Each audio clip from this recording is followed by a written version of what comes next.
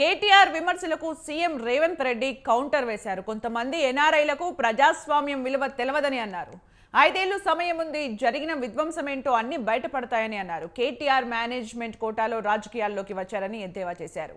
కేసీఆర్ కు రాజకీయ జీవితం ప్రసాదించింది కాంగ్రెసే అని మర్చిపోవద్దని రేవంత్ రెడ్డి గుర్తు చేశారు. ప్రతిపక్షాలకు 2014కు ముందు అభివృద్ధిపై చర్చ కావాలంటే ఒకరోజంతా చర్చించుకుందామని అన్నారు. ప్రజాస్వామ్యంలో 49%కి 51%కి చాలా తేడా ఉంటుందని రేవంత్ రెడ్డి అన్నారు. 51% నెంబర్ ఉన్నవారు ప్రభుత్వాన్ని ఏర్పాటు చేస్తారు. ప్రజాస్వామ్యంలో 49%కి 0 వాల్యూ అని తెలిపారు. నా రిప్లై గురించి బీఆర్ఎస్ తహతహలాడుతోందని రేవంత్ రెడ్డి అన్నారు. చరిత్ర అనేది దాస్తే దాగేది కాదు అధ్యక్ష. ప్రగతి భవన్కు పోయి అక్కడ కేసీఆర్ గారి పేరు మీద మట్టి పూయంగానే చరిత్ర మరుగున పడిపోదు అధ్యక్ష. తప్పకుండా వాస్తవాలుగానే ఉంటాయి.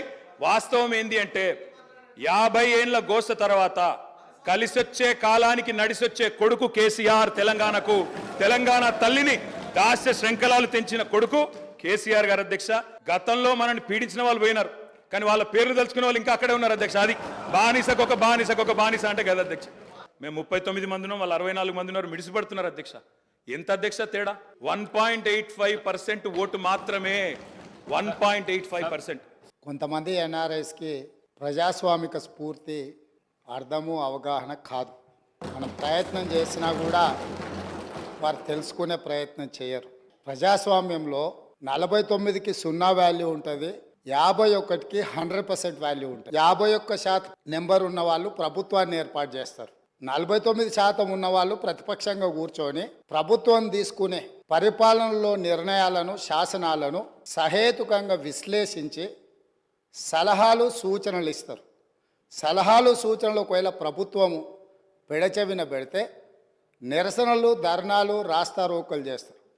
అవసరమైతే ఆమరణ నిరాహార దీక్షలు చేసిన కూడా సందర్భాలు ఉన్నాయి.